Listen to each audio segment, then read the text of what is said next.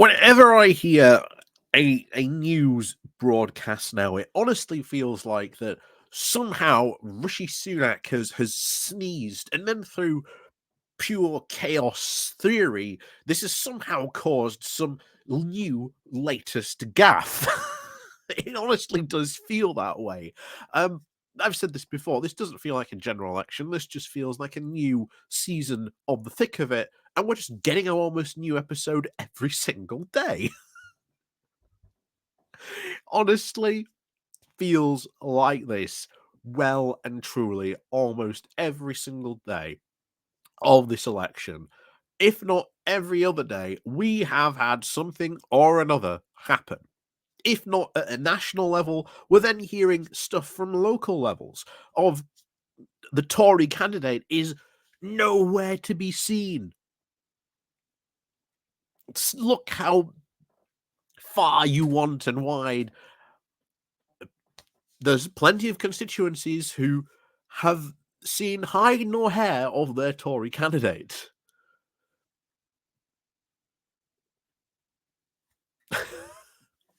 I'm sure it has totally nothing to do with the fact that, they're all plotting behind the scenes, all readying themselves for the impending Tory civil war. If they somehow manages to survive, then they will get to partake in the battles and skirmishes to come. And make no mistake, there have been some new polls coming out very recently of voting intentions that have shown some absolutely dire straits for them. From Rishi Sunak losing his seat to almost half of the top cabinet losing their seat to almost all of them in some cases. Needless to say, as we discussed just a few days ago when Daniel Hannan was desperate to say, please, please, stop talking about this landslide. Well, along comes this story and just makes it just that much worse. And honestly, it just feels like that they can't help themselves.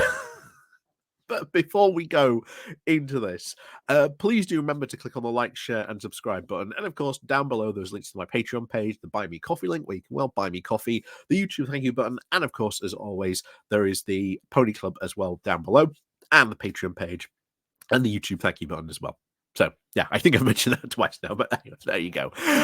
Anyway, so as always, thank you very much to all those people who do help and support the channel with the links down below. And of course, you can always check those out down below yourself, or you can click on the like and share. And if you are new, hit the subscribe button as well.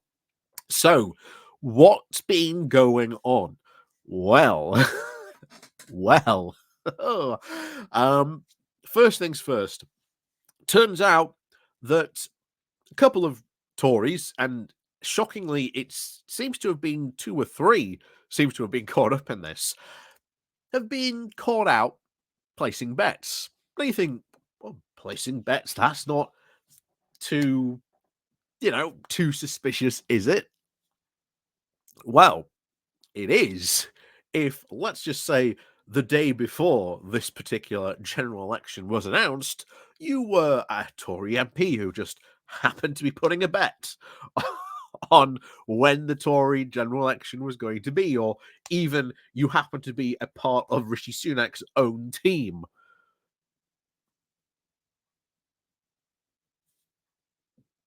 Yes, turns out, when we get the grand scheme of this, when we get the whole behind the scenes dirt that gets dished on this, and oh boy, will it get dished? Because I'll tell you now, no one is going to want to take any credit for this whatsoever. They are going to be full shovels out, literally dishing the dirt as fast as they can, because no one is going to want to get covered in the absolute disaster that this campaign has totally been so far. But turns out, of course, they knew that this was coming. And a tweet which I saw on Twitter and now annoyingly have lost because Twitter is now absolutely a terrible website. I'm sure it's out there somewhere still. I just can't find it, which is really infuriating. Someone decided to have a look. You know, How often did these how much, shall we say, traffic did betting websites receive on the day before, the general election was announced? Well, turns out quite a few.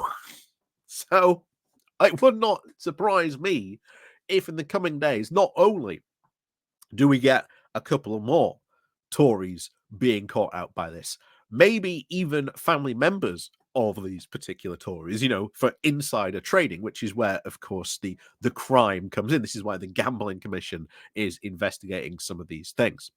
But would not shock me, because sure seems like it if we even got Tories betting on their loss. Because it sure does seem like some Tory somewhere will have done that. And I will not be shocked if that news comes out. It will not shock me. But, but that is not all, because turns out, guess what? CCHQ is now panicking. And as we've said many, many times before, when the Tories are panicking, they do not make good decisions. So going into this election, we were hearing the 80-20 strategy, that the Tories were going to defend 80 seats while taking 20 new ones. Again, at this point, sounds pretty laughable, but even then, there were Tories panicking about, well, they're not included in that 80 defensive seats, so it's upset a lot of Tory MPs. But now we are hearing, and we'll see in a moment, that this is going to upset a lot of Tory MPs, because now CCHQ is going on a full scale defensive. They are saying that you, as a Tory MP, will only get resources if you currently have, or had, shall we say, a majority of 20,000. So quickly over to threads on politics news. Sorry, UK.political news with this. CCHQ yesterday told candidates it is now redirecting campaign resources away from many Tory held seats towards ultra safe seats. Gee, I wonder how many Tories are really happy at that news. This is now seen as tacit admission that the Tories are now conceding the election and are now attempting to avoid a wipeout. And once again, even though we do bring you this news, please, please do go out and vote. Do not take this for granted. Go out and vote them out, because that's the only way you're going to be getting rid of them. Do not fall into complacency just because you are hearing this absolutely monumental news that they're going to have this monumental wipeout. That only happens if you turn out and vote. So, for God's sake, do not let this opportunity pass you by. Be part of this. Get out there and vote on election day. But anyway, back to this. So, CCHQ on Wednesday told Tory candidates in several seats who are defending majorities of over 10,000 that their funds and favourable access to party activists was being withdrawn, and resources are now being moved to other seats with larger majorities. Wow. So imagine this. You are a Tory majority with a majority of over 10,000. CCHQ does not think your seat is worth defending. Not only are you going to get any funds, but you are not even going to get access to the party activists.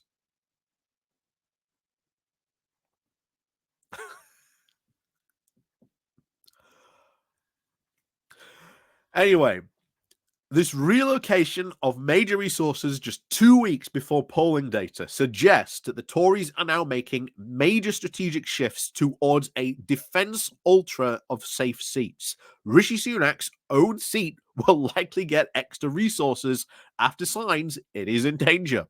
Gee, at least Sunak gets the resources then. I wonder how many other Tories that is going to upset. Like I say, after all this is over, there's going to be a ton of upset Tories. And oh boy, are they going to start dishing the dirt. Ooh. Anyway, and the same will now happen for other cabinet ministers seen as at risk.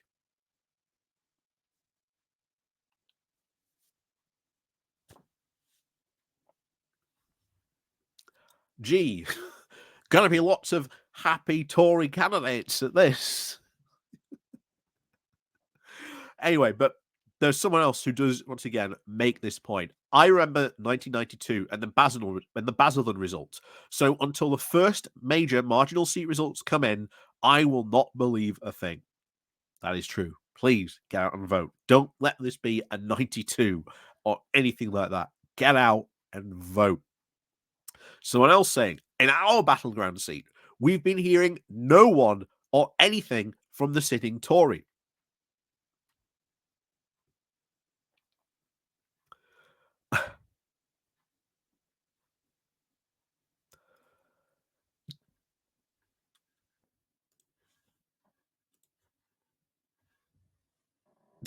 Just well, this honestly, I can't wait till all this behind the scenes information comes out because I'll tell you now, and I will keep on saying it.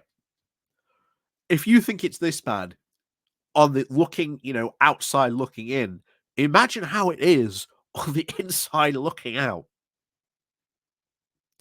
It must be a complete and absolute room on fire. It has to be the image or the meme of the dog sitting there, bathed in fire, with a table and tea in front of him, saying, "Gee, this is fine." In the annals of political history, this will go down as one of, if not the worst campaigns, it's certainly in UK history, and I've said this before, in world history, you know, top 5. Like, top 5. I can't imagine there are worse campaigns that have been fought than this. But as I've said, if you know of one, please do tell me. I'd love to know that, as always. Thank you very much for watching. And of course, as always, we'll see you all next time.